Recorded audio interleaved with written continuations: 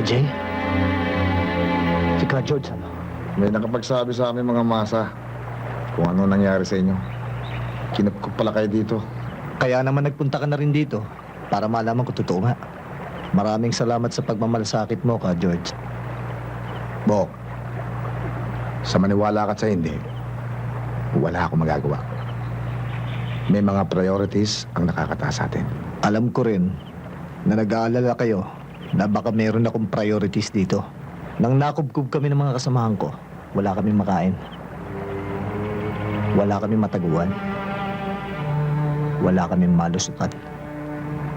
Sulat ako ng sulat sa'yo, Ka George. Dahil kasama kita sa kilusan, sa hukbo, sa partido. Humihingi ako ng tulong.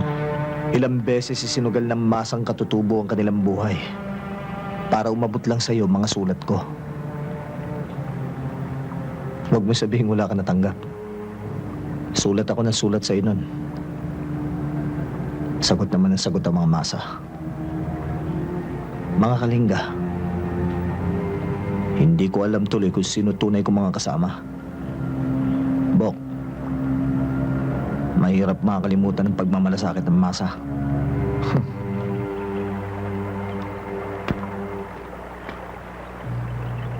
Mukhang hindi lang masa nagmamalasakit sa'yo, ha, Kambo.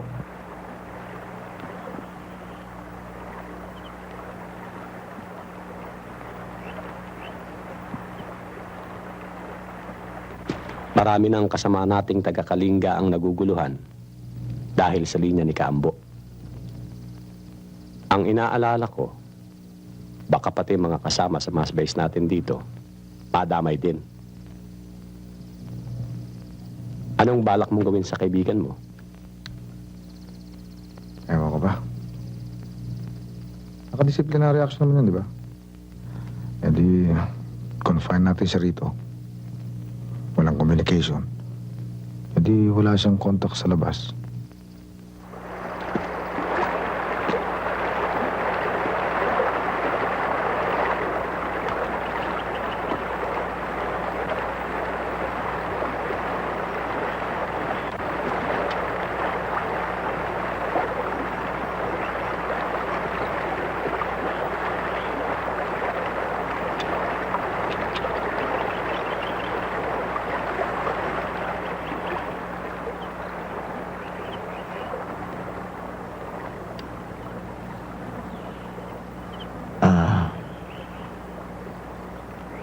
Susulat ako sa iyo mula sa Abra.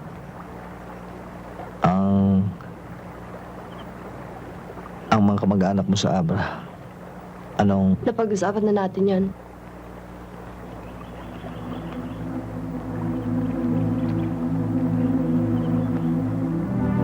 Kasalanan ko. Mabuti pa lumakad ka na. Mukhang ulan eh.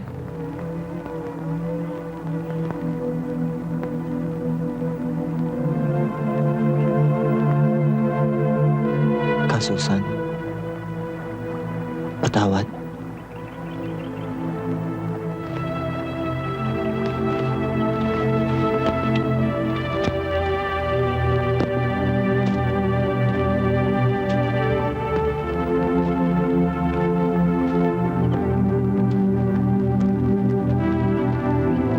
Sigurado ka ba, Terry? Sigurado ako. Isang buwan ko nang hinahabol si Ambo para mag-follow-up interview. Eh kung ano-ano namang dahilan na binibigay sa akin ni Ka George. Kaya may internal problem dahil sa boycott o may problema naman daw sa taas. Kaya si Ka Efren ang linapitan ko. At doon ko nalaman na nakadisciplinary action na pala si Ambo. TA? Kasusan? Huwag ka mag-alala. Isa pa, nagkaayos na si Ambo tsaka mga kamag-anak ni Kasusan. Inaamin naman niyang nagkamali siya. Hindi na nga niya inaasahan si Ka Ambo nang dahil sa'yo.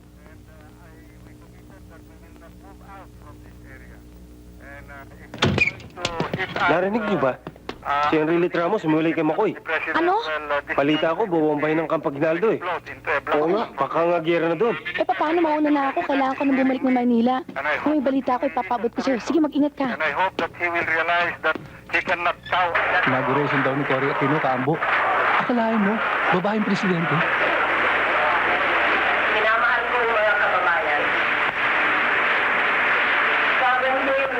O, Kabitag, nasikaso mo ba yung pulong natin sa baryo? Hinihintay na tayo doon, Kambo. Bakit pa ako pinapunta rito sa Abra? Postpone naman pala yung meeting ng national minorities. Nagiging problema ka sa kanila, Kambo. Dahil ang Cordillera Line na yan. Anti-party daw yan. Kaya kami nagkasuga. Hindi na namin dinidiscuss. Mahirap na. Basta't nagdesisyon ng higher organ, wala na tayong magagawa. Ganyan yan eh. Bay, teka muna. Hindi ba't yan ay pinaglalaban natin? Kung ganyan tayo ng ganyan, hindi tayo naiba sa mga pasista. Yan nga yung struggle namin sa Lumbayang Company. Pag nag-operate yung mga taga-ibaba, lahat ng desisyon, nagmumula sa itaas. Kaya nung minsan pinadala kami sa Cagayan, muntik nang magkagulo. Nasaan ba Lumbaya ngayon? Nasa baryo sa baba sa Kili. Andun nga si Kabitag eh. Ano sa tingin mo, Kambo? Depende. Kanino ba sila? May nagsabi sa akin na aalisin na rin lang kontrol ng Lumbayang Company. Nagdududa na yata sila sa akin eh. Oo, Mate. Yan ang linyang pinag-uusapan namin ni Kambo ngayon. Medyo kakaiba sa linya ng partido. Dahil nga, dito nakatuon ang problema at mga layunin na pawang makakoldilyera. Ano naman ang reaksyon ng mga masa sa Kalinga? Sila nga nag-aapurang ihayag na ang linyang ito. Kaya kinausap nila kami ni Kambo bago kami tumungo dito. Ngayon lang. Pinagbabawalan nila si Kambo na pumunta rito. Para kumustahin kayo. Mapanganib daw. Ginagawa na yata nilang political detainee si Kambo eh.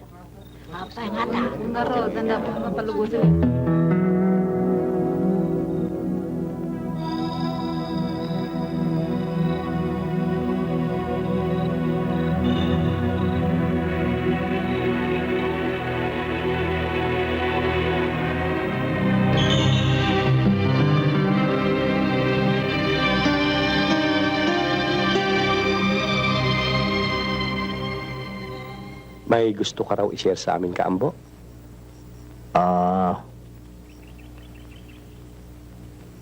Ibig kong formal na magbitiw sa tungkulin ko bilang miyembro ng Partido Komunista ng Pilipinas at ng Bagong Hukbong Bayan.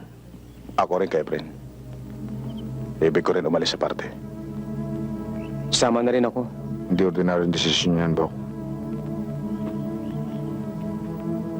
Malaki ang magiging epekto niya sa buong kilusan. Pag-isipan niyo munang maigi. Baka naman pwede nating... Napag-isipan na namin yan, Efren. O, paano yan? Di... Sa inyo na partido. Sa amin na Cordillera.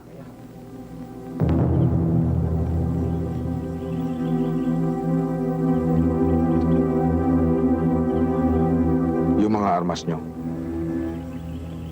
Sa partido yan.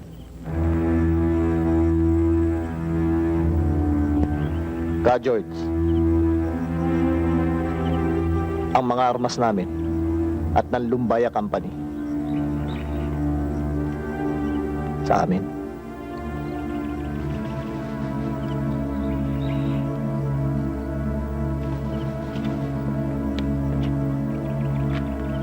Gagamitin namin ang mga armas na ito para sa buhay ng Cordillera. Kaya't yung mga armas nyo, kung basta-basta nyo lang gagamitin dito sa Cordillera yan, kukunin din namin.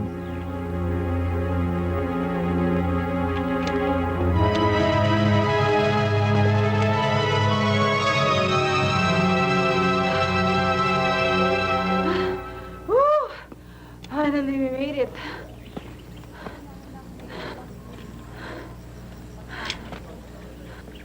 Ka, George, wala bang red area ang abutan mo na hindi ka dadaan ng 5 hanging bridge? Tamyong, boy, tara, kunan na natin to. Ka, friend. Kambo. Kaminda. O, doon kayo sa bandaron. Kunan niyo sa kabila. Oh, anong balita? Magsi-ceasefire na ba?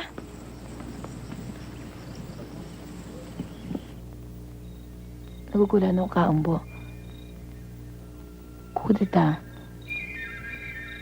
Autonomy. Federal estate. Ano pa talaga nangyayari dito? Terry, yung malalalim na salitang yan, iisa pinanggalingan. Iisa ang pupuntahan. Lupa. Para sa mga tao dito sa Cordillera, ang lupa ay buhay. Kapag hiniwalay mo ang lupa sa tao, para sa kanila, ito'y kamatayan. Pero dahil ipinaglalaban nila ang kanilang mga lupain, ang hantungan nito ay pagsilang. Ang pagsilang ng sambayan ng Cordillera.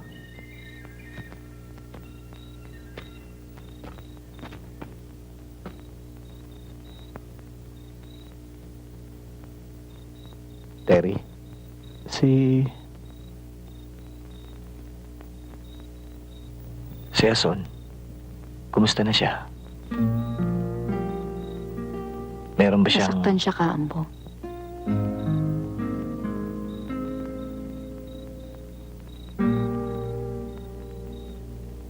Dapat nandito siya. Bahagi din siya ng pakikibaka. O, ito na pala si Cambo. Oh, mababa pa biyahe natin. Katedi, ayos na ba kayong lahat? Dahil sa kanyang kasalanan sa partido, nakatulan siya ng higher order ng kamatayan. Oh, formation na. Lalakad na tayo. Iwatan niyo yan. Kambo, sasama ako sa inyo. Aba, dapat lang ka, Jay. Katutubong Cordillera ka. Kalinga ka, di ba? Petty Burgess, kita-kita tayo sa bundok. Clerico-fascist.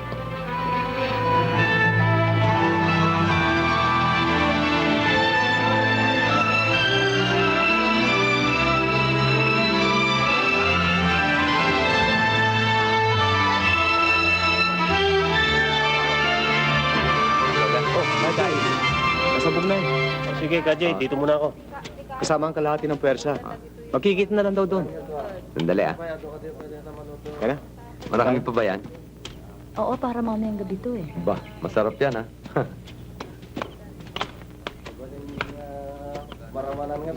Ading, malutong day ta. Warn, malapit na.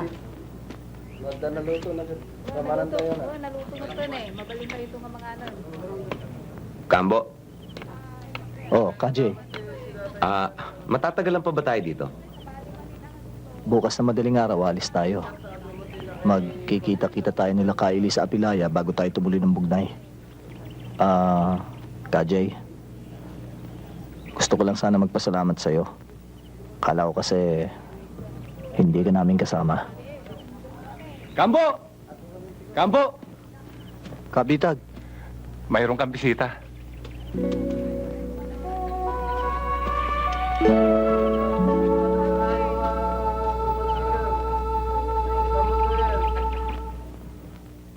matagal na rin hindi umuulan ah. Siguro may 3 buwan na.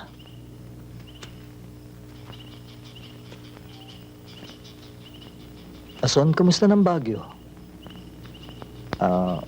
Kasi mga 6 na taon na rin akong hindi nakakapunta ron eh. Marami na sigurong pagbabago, no?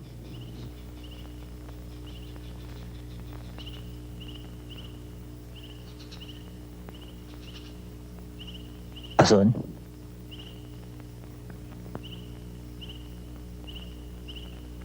Natanggap mo ba ang mga sulat ko? Anong sulat?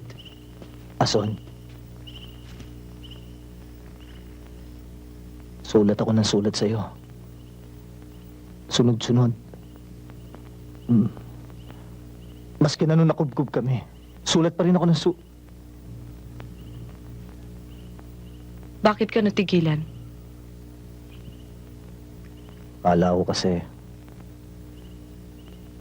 natanggap mo ang mga sulat ko. Sa bawat isang pinadala ko, humihingi ako ng kapatawaran mo.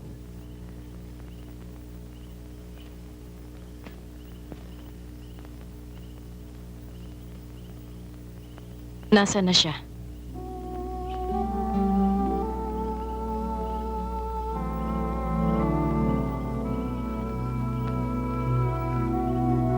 Masakit. Masakit ang ginawa mo. Ason? Ason! Ason!